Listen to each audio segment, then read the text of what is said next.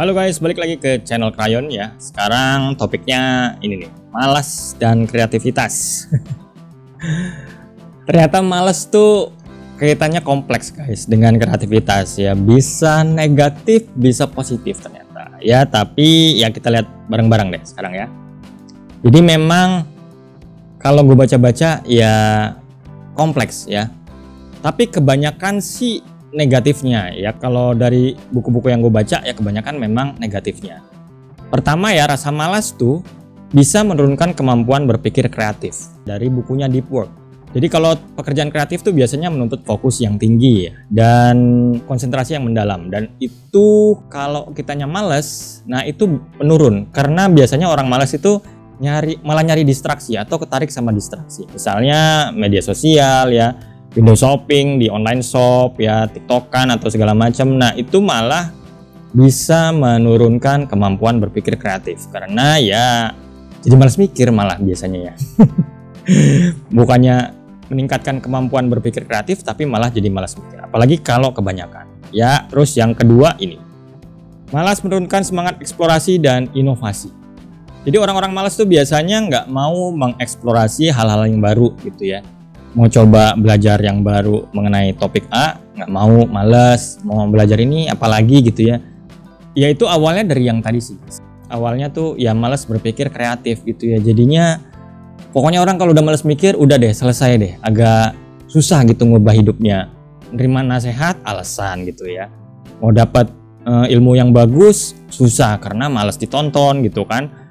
Malas dibaca. Akhirnya ya berujungnya ini mau nyoba eksplorasi apa gitu yang baru, dia nggak bisa, males karena ya nggak tahu gitu. Mikir kan urutannya ya, mikir terus belajar jadi tahu sesuatu, terus jadi mau mengeksplorasi sesuatu ya kan. Nah di awalnya udah males ya, step selanjutnya ya males juga, ujung-ujungnya nggak kreatif. Terus yang disalahin pihak luar, ini gara-gara ini sih, gara-gara ini gitu ya. Nah kalau teman-teman lihat video gue yang mana tuh ya, yang membahas mengenai motivasi intrinsik ya. Jadi kalau nggak ada motivasi dari dalam, ya susah deh pokoknya. Jadi memang kreativitas tuh bener sih, ada yang gue baca di buku teori ya. Ya memang tergantung dari orangnya sendiri, dia mau kreatif atau enggak. Kalau enggak ya udahlah gitu. Pokoknya kalau udah males, udah udah kacau deh ya. Nggak bisa menghasilkan sesuatu, bahkan berpikir pun jadi susah gitu, mandek.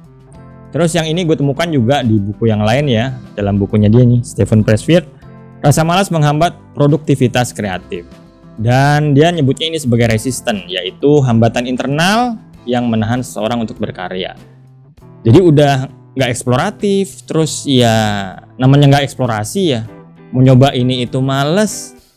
Ya gimana bisa kreatif kan kreativitas itu memerlukan eksperimen gitu. Lo mencoba sesuatu yang baru, bikin ini bikin itu gitu. Nah itu kalau itunya nggak ada, ya udah nggak kejadian gitu loh, dan akhirnya nggak berkarya apapun dan akhirnya menjadi tidak produktif. Ya jadi emang agak bahaya nih ya rasa malas ini. Terus potensi kreatif nggak akan maksimal tanpa skill terlatih. Nah akibat nggak mau mencoba sesuatu, akhirnya skillnya nggak berkembang, nggak terlatih. Orang tuh kalau mau coba sesuatu biasanya harus menginvestasikan waktunya, mendevelop skillnya untuk bikin sesuatu gitu.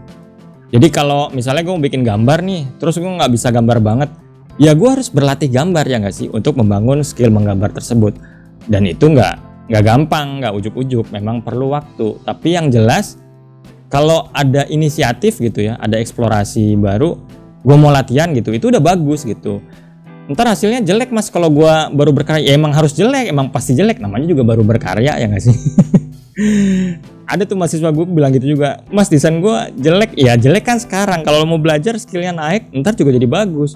Kalau pertama ngedesain ya harus jelek dulu gitu.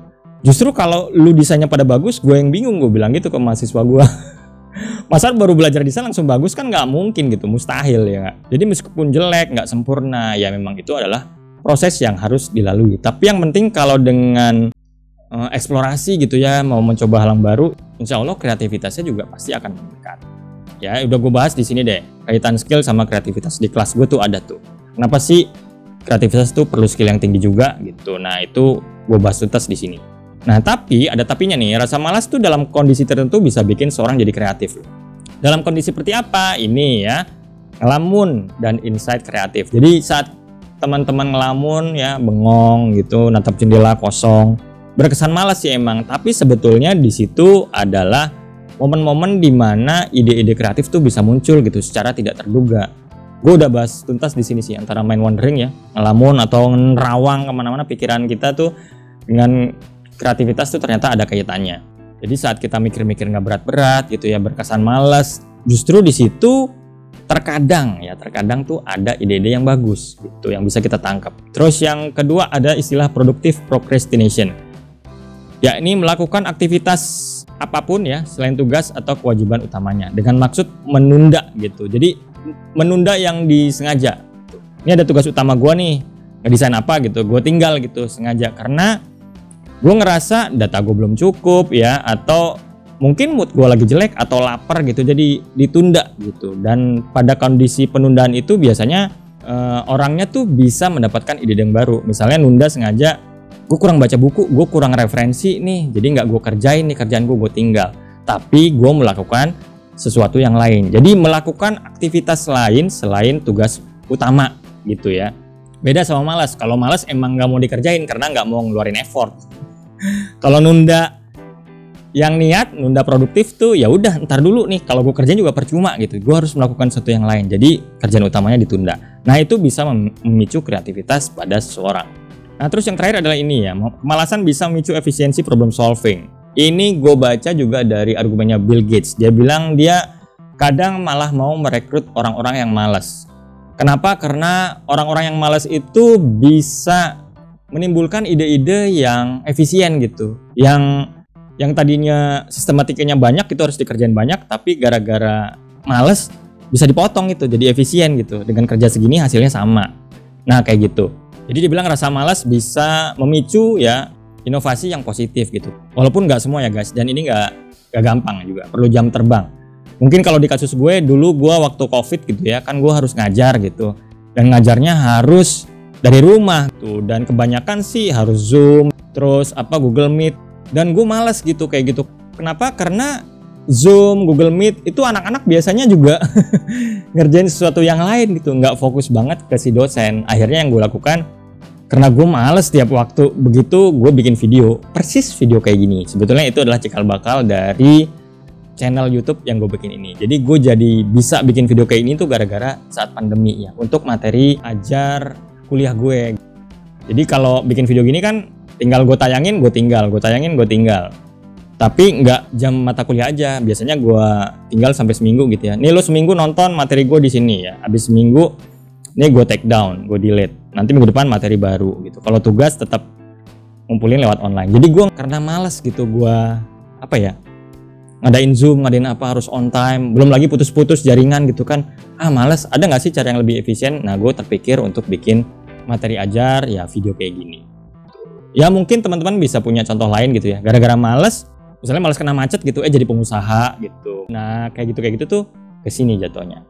Oke, itu aja untuk video kali ini, semoga bisa bermanfaat. Terima kasih. Wassalamualaikum. Bye.